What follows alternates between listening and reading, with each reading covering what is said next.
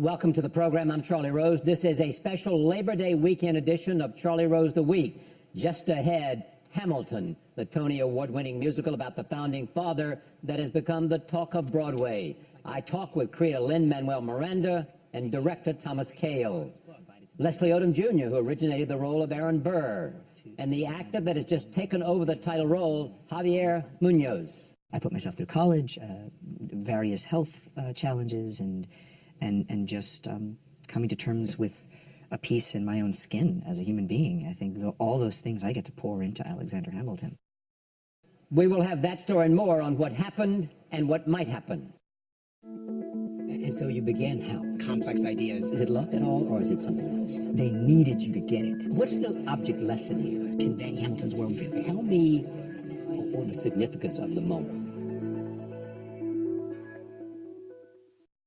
We begin this week with a look at the news of the week. Here are the sights and sounds of the past 7 days. World of pure imagination. The world has lost one of its great talents. It's pronounced Frankenstein. Gene Wilder has died. I've had a wonderful life, a charmed life, a great career. So whatever happens, happens. The U.S. intelligence community is trying to confirm that the number 2 man in ISIS, Abu Muhammad al-Adnani, is dead. In New York, multiple people were sent to the hospital after a Hudson River ferry collided with some kayaks. Everyone's okay now. I'm going to continue to stand with the people that are being oppressed. Colin Kaepernick elaborating on his decision to remain seated during the national anthem. There's a time and a place. Show some respect. A New Jersey police officer pulled a man from the tracks just seconds before a train barreled through. An impenetrable, physical, tall, powerful, beautiful southern border wall. Tough talk from Trump after his meeting with Mexico's president. We did discuss the wall. We didn't discuss payment of the wall. You don't build a coalition by insulting our friends or acting like a loose cannon. You just know that as soon as Trump crossed into Mexico, even Hillary Clinton was like, okay, let's get cracking on that wall. Hard to believe we're saying this sentence yet again, but former Congressman Anthony Weiner has been caught in yet another sexting scandal. His wife, top Clinton aide Huma Abedin, says she's had enough. Apple announcing it will unveil new products next week. The iPhone 7 expected to be the focus of that event. How's the camera? Asked Anthony Weiner. You're unbelievable. Sources. Oh, it nailed the counter, and he caught it! That was unbelievable! Hacky sack does pay off.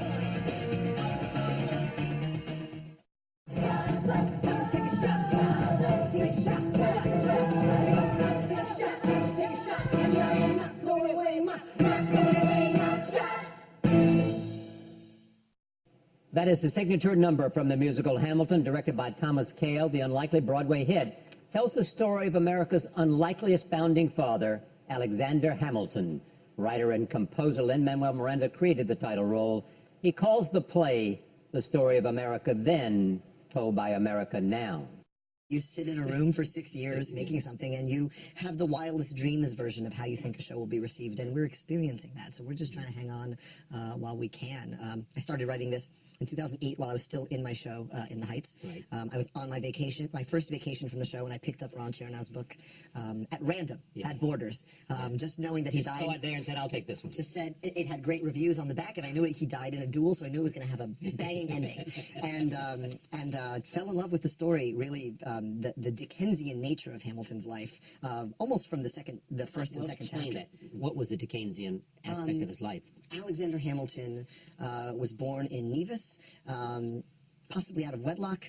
He was his father split by the time he was 10 years old.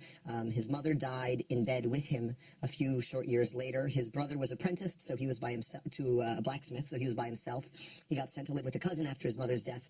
The cousin killed himself. And then he got put in charge of a trading charter. He was a clerk for a trading company that traded sugarcane and rum and slaves. They're at the key point of the triangle trade down there in St. Croix. And he rode his way off the island. There was a hurricane that had ravaged St. Croix, and he wrote a poem about it, describing the carnage, saying that he saw sights that would strike astonishment into angels. This poem was used for relief efforts for the island, and people took up a fund to get him an education in New York. So here we have a character who, a great American. We know there's drama that he dies at the end of a duel. And which he may not have, in fact, fired his gun. Yeah, there's lots of different speculation about that. Yeah. All right. So here we have that story, but you have translated into so much more. I mean, tell me about the ideas that you wanted to pour into this to make it a new look at the Founding Fathers, the American experience, and a different way of presenting it that would appeal to young people because you're peopled by young actors.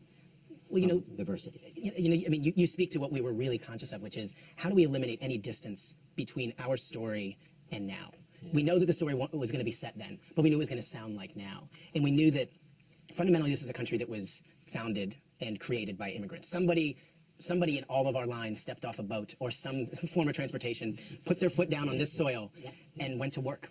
And so as we started thinking about taking the inspiration from Ron's book, we thought, okay, here are a lot of events, but we have to tell a story. So we had all of the events laid out. We sort of both read the book and made our own timelines. And then we would compare.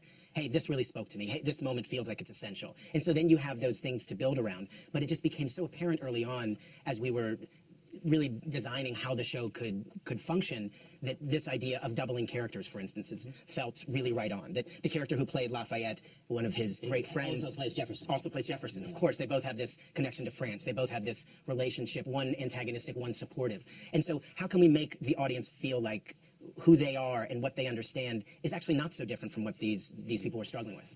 Hip-hop seems like a genius stroke now, but that's what you knew. That's the first thing I checked, by the way. So I read 2 chapters of this book and I go, someone's already done a hip-hop version of this, because it felt to me the quintessential hip-hop narrative. This is someone who grew up in hard times and wrote his way out of his circumstances, wrote his way towards a better life. And that is the hip-hop narrative from the South Bronx in the 70s to today. And so I Googled Hamilton hip-hop musical. Now if you Google it, it was not there. And so thank God, now you Google it, you'll see my show. But I really, that was the first thing that jumped out at me was this is a fundamental hip-hop story. The lyrics go, I'm just like my country, I'm young, scrappy, and hungry, and I'm not throwing away my shot. Charlie Rose is rapping. We're rolling on everything. But you performed that at the White House, right? Yeah, I performed the opening number at the White House, actually, the Alexander Hamilton, the opening number of the show, yeah. Take a look at this. This is you at the White House in 2009 performing the first rap song you wrote for Hamilton. Here it is. The world is gonna know your name. What's your name, man? Alexander Hamilton. His name is Alexander Hamilton. And there's a million things he hasn't done. But just you wait, just you wait. When he was 10, his father split full of it, debt-ridden. 2 years later, see Alex and his mother bedridden, half dead, sitting in the row, sick, the scent thick. And Alex got better, but his mother went quick. Moved in with the cousin committed suicide. Left him with nothing but ruined pride, something new inside, a voice saying, Alex, you gotta fend for yourself. He started retreating and reading every treatise on the shelf. There would have been nothing left to do for someone less astute. He would have been dead and destitute without a cent of restitution. Started working, clerking for his late mother's landlord, trading sugar cane and rum and other things he can't afford. Scanning for every book he can get his hands on, planning for the future. See him now as he stands on the bow of a ship, headed for a new land. In New York, you can be a new man. The ship is in the harbor now. See if you can spot him. Another immigrant coming up from the bottom. His enemies destroyed his rep. America forgot him. Me, I'm the damn fool that shot him. Is that what the president responded to when he said Geithner should see this? Yeah. Yeah, I told them, I told the assembled audience, this is my first time performing the song in public. Yeah. They had asked me to perform something from In the Heights, and I said I have 16 bars about the first Treasury Secretary, yes. And they allowed me to close out the show with that. And his response was, somebody got to get Geithner in here, because, you know, he thought of Geithner as a Hamilton, or yeah, why? well, I think he had a quote at that time, because the economic crisis everything had just blown up, and he said Geithner's got the hardest job as Treasury Secretary since Alexander Hamilton. I think that was his quote on the record about what Geithner had ahead of him. And this was very early in Obama's administration. We performed in May of 2009. So, you know, they were just figuring out how to do this thing, how to get us out of the hole we were in. So I think he was tickled by the fact that I'd made a Treasury Secretary sing, and he wanted to show his Treasury Secretary. And that song was from Burr's perspective at that point. So he also performed it from Burr's point of view. So it got a laugh about halfway through. Now, where did that idea come? Aaron Burr's perspective. Well, honestly, I look to musical theater history. You know, we have a great tradition, thanks to Andrew Lloyd Webber, of the antagonist narrating the story. You know, Judas narrates Jesus Christ Superstar. Che narrates Evita. Yes. And so that was immediately where I went. That set up the very difficult task for me of figuring out who Aaron Burr is, who is, as we say in the show, a villain in our history. He is known as the guy who shot more of Hamilton. him. I do, after learning a lot about his life, and I had to find my way in because there are a lot of biographies of Burr. Well, there are several biographies of Burr. Gore wrote a historical fiction novel. His Burr is a lot craftier than mine. But one of the things I learned about Burr was he's an early feminist. I mean, his daughter receives an education greater than any man of that era. He was very close with his wife and with his daughter. He was on the Manumission Society with Alexander Hamilton for the abolition of slaves in New York City, in New York State, and so there are redeeming characteristics to this guy. I had to find my way into that because every biography either is insanely defensive of him or vilifies him. But they were different in the following way, which you know better than anybody. Explain to me, because on the one hand, Aaron Burr was cautious, careful, laid back. Alexander Hamilton wanted to charge forward at every moment. Yes. Hamilton left behind 27 volumes of written work. Burr left behind less than 2. And I think that sort of tells you everything you need to know about how much Burr reserved the right to change his mind about any position he had at any particular point. And the tragedy of the show is, at the moment when Burr is finally reckless and lets go, and Hamilton is cautious and throws away his shot, one kills the other. And that's how they're remembered forever.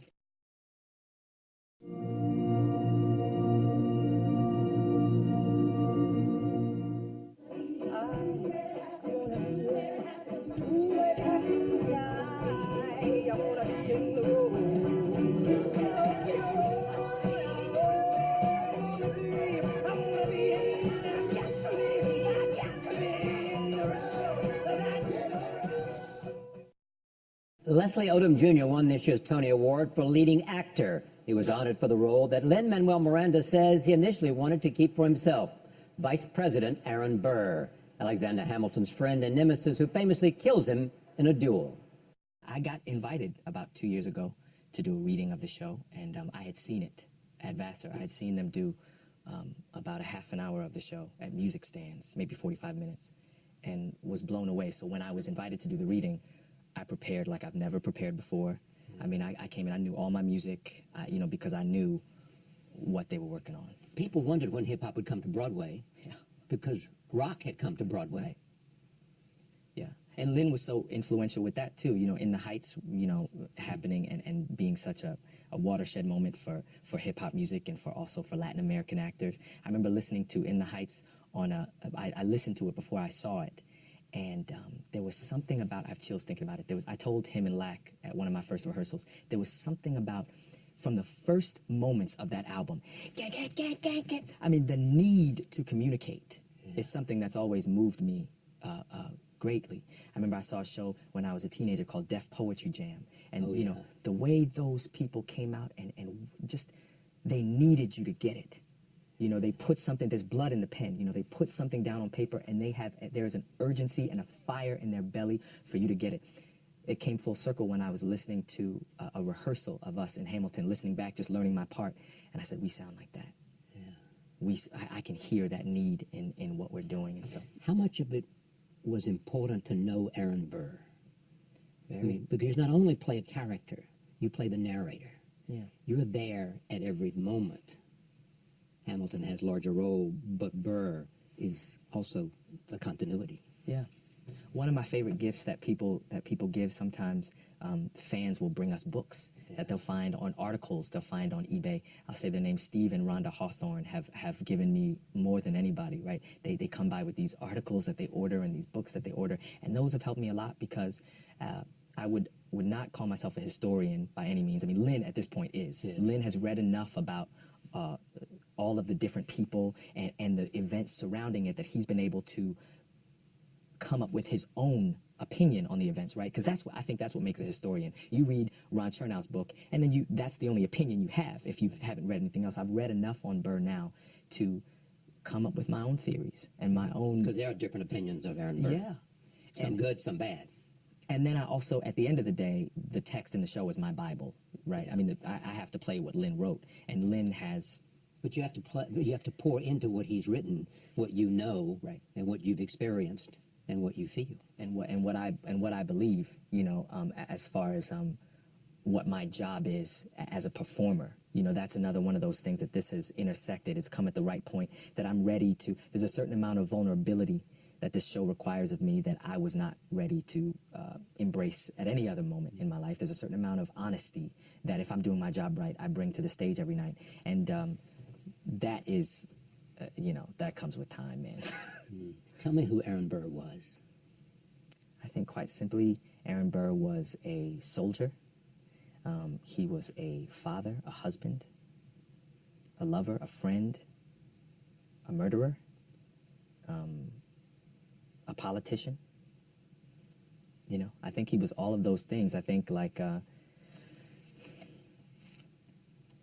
all of us, you know, I mean, that's when people say, you know, who's the person you want to have dinner with, living or dead, besides Charlie Rose, I'd say, you know, Aaron Burr. I mean, I want to ask. I'd like to be there, so. Right? The room where it happens. We have him at this table just to ask, you know, especially our show is him looking back. Yeah. So our show is after all of that stuff has happened. What have you learned? Because he had an interesting life after killing Hamilton.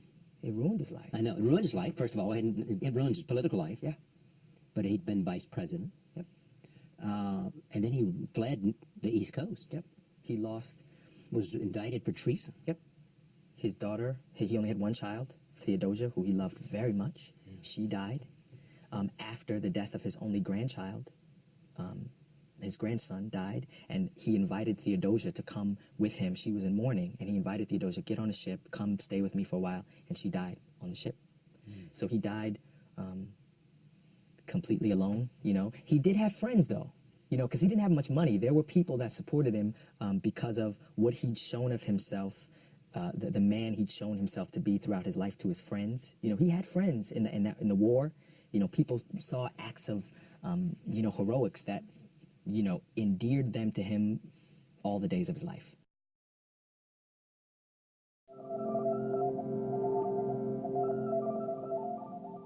During his first year on Broadway, Hamilton was honored with a score of awards, including 11 Tonys and the Pulitzer Prize for Drama.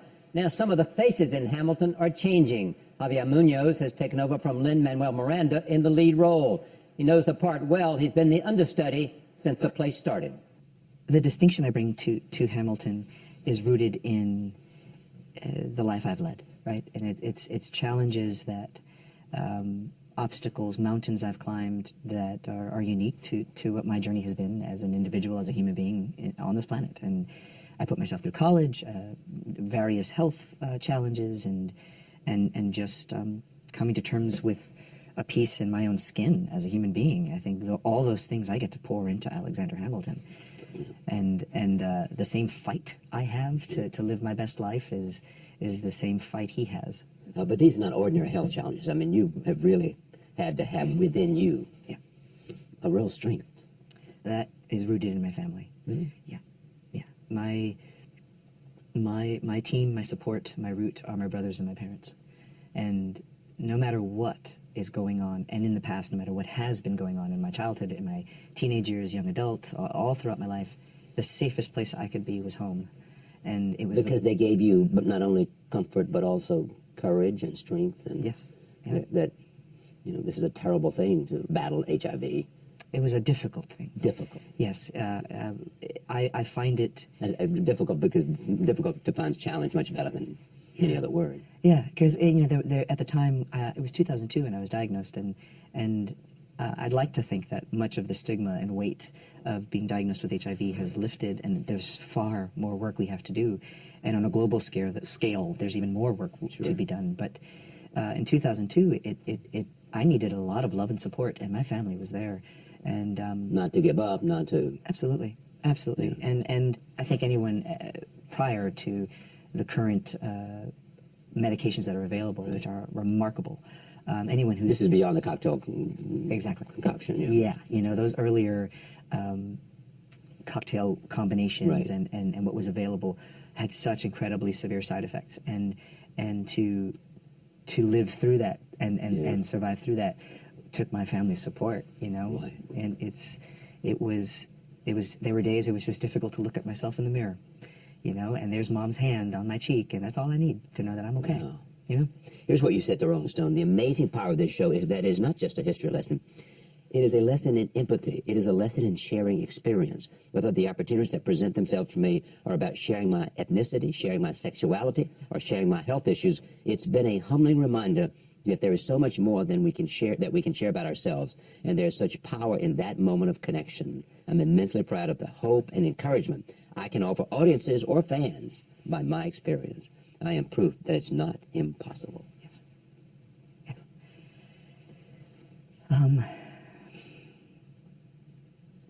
I don't know that there'll ever be a time like this in my life or in my career again.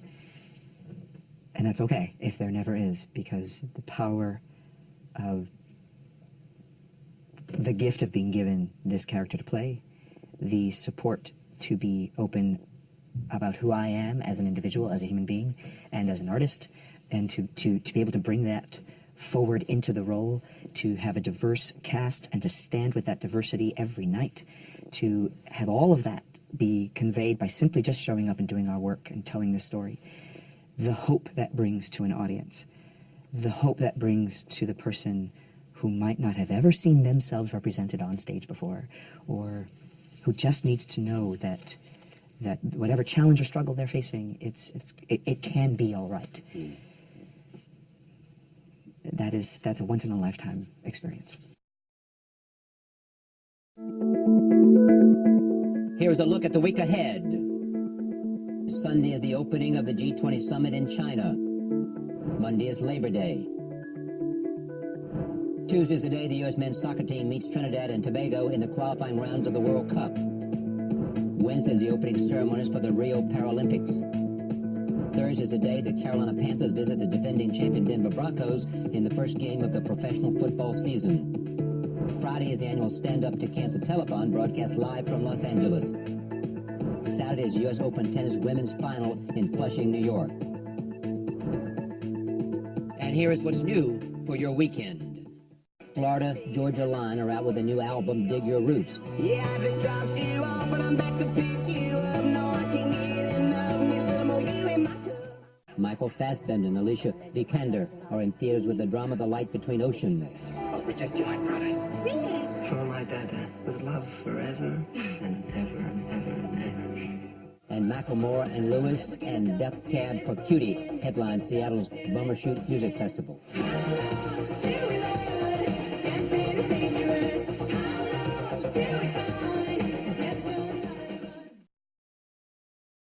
That's Charlie Rose the Week for this week. For all of us here, thank you for watching. I'm Charlie Rose. We'll see you next time.